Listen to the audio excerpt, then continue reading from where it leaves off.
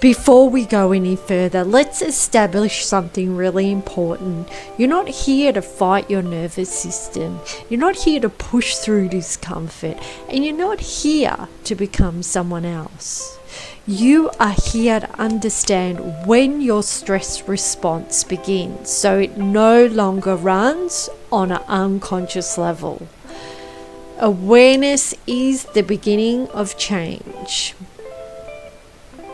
The invisible moment. Most people believe eye contact anxiety happens during eye contact. This is not true. It begins before. It begins in the fraction of the second, often before the eyes even meet. A prediction forms. Your brain asks, what is about to happen? How do I usually feel here? What happened last time? And based on past experiences, your body prepares, not for connection, but for protection. This is not thought-based, it is memory-based. The body remembers faster than the mind can reason. Have a think about that. Let's now look at the predictive brain. Your brain is actually a predictable machine. Its primary job is not happiness. Its job is efficiency and survival. So if your eye contact has historically been paired with embarrassment, judgment, authority, emotional overwhelm, shame, or being scrutinized, the brain then says, I know this pattern. And in that moment, the situation even resembles the past. So the body will respond as if the past is happening right here, right now.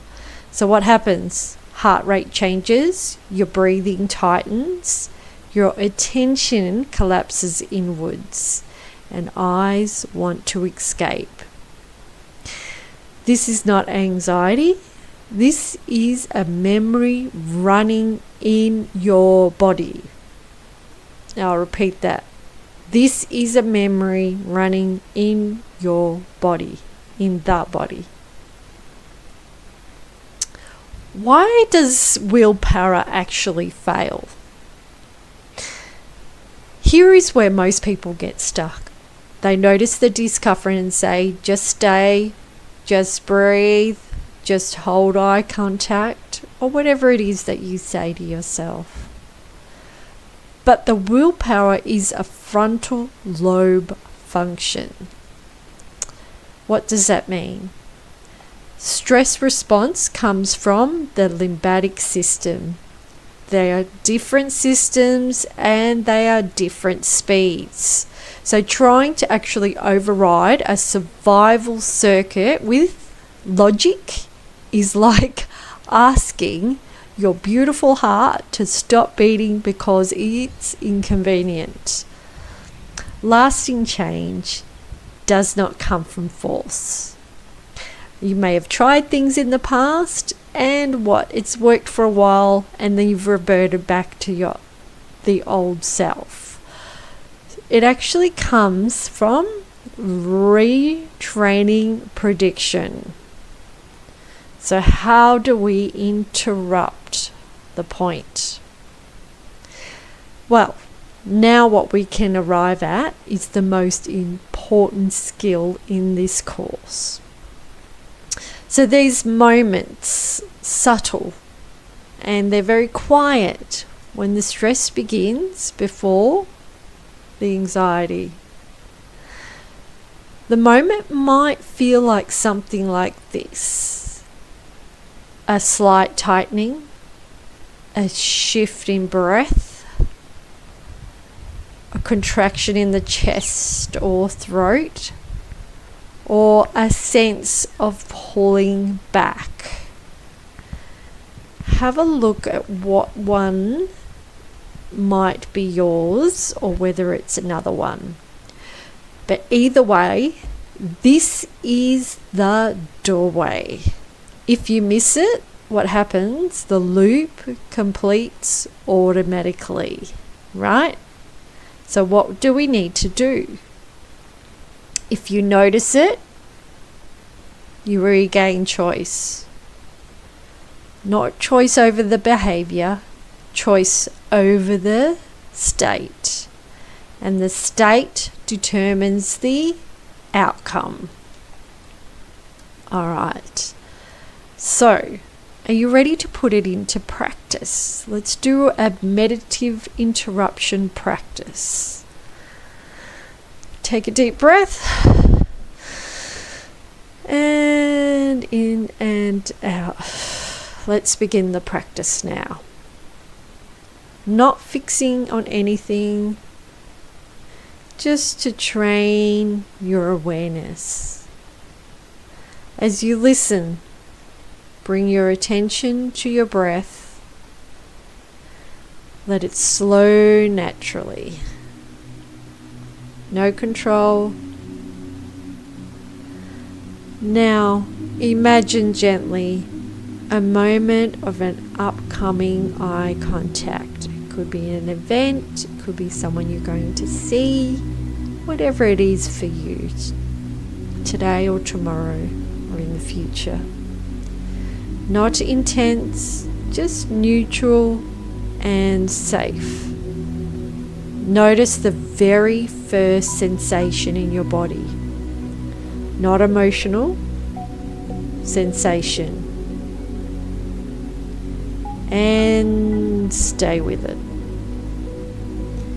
And instead of escaping it, allow your breath to soften around it. No resistance, no judgment. You are teaching your nervous system something new. I can stay present without danger. This is how new neutral pathways begin. Not through effort, but through repetition in safety.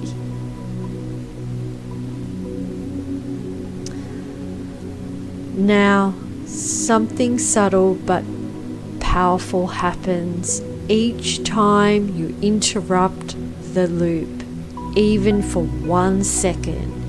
You separate who you are from what your body learnt. You stop saying, "This is me." You start recognizing, this is an actual state passing through me right now. And what would happen is your identity then loosens. And when your identity loosens, your behavior changes naturally. So you're no longer rehearsing the past. You are teaching the body the present moment is different. Okay, so we want to prepare for your rewiring.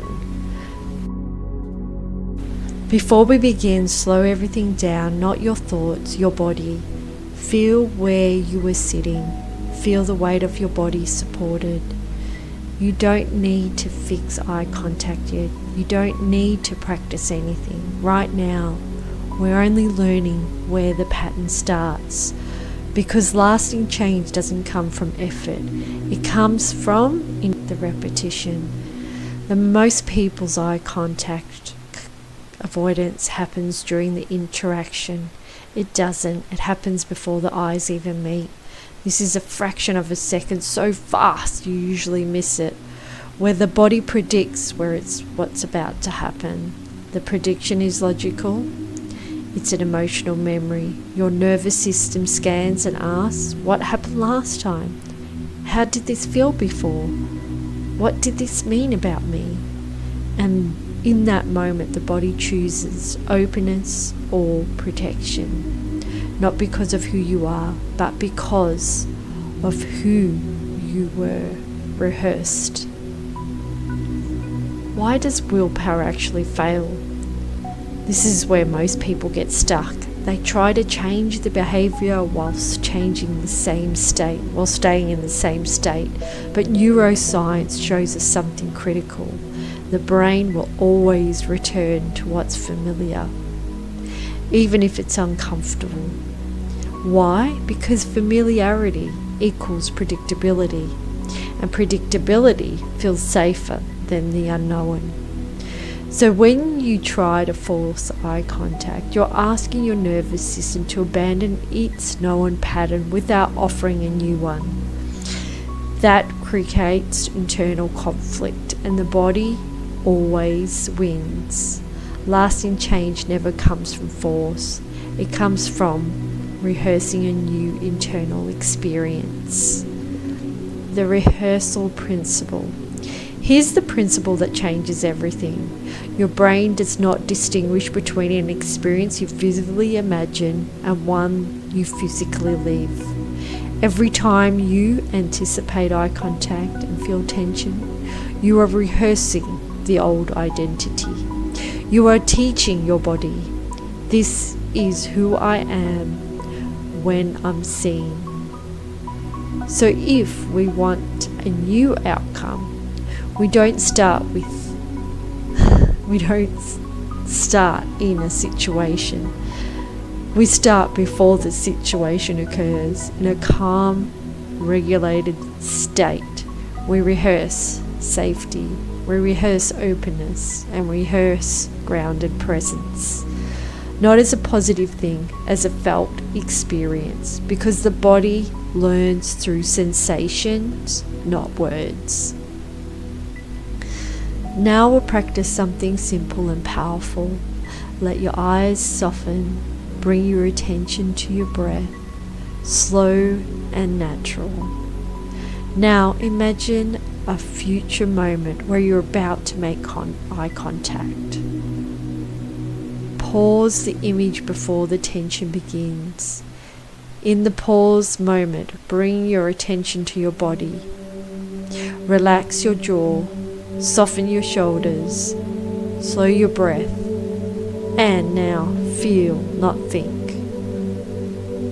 what calm present feels like. Not confidence, not performance, just safety. Let your body learn this moment is safe.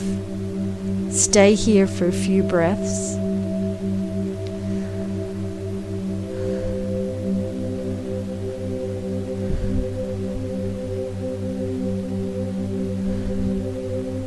This is how you break the loop, not by overpowering it, but by replacing it.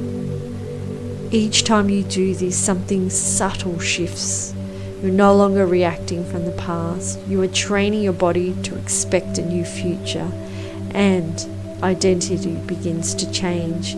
Not because you tell yourself a new story, but because your body experiences it in a new state.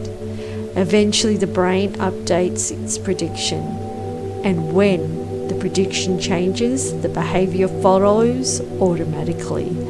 This is lasting change, not effort, not tricks, but neurological rewiring through repetition.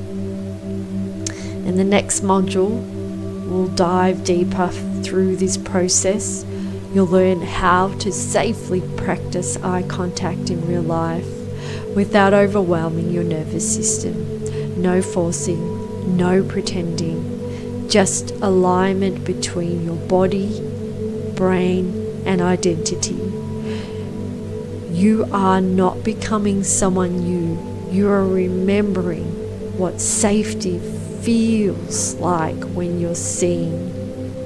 In the next module, what we're going to go is even deeper. You will learn how to rehearse safety internally so your brain begins predicting calm before eye contact occurs.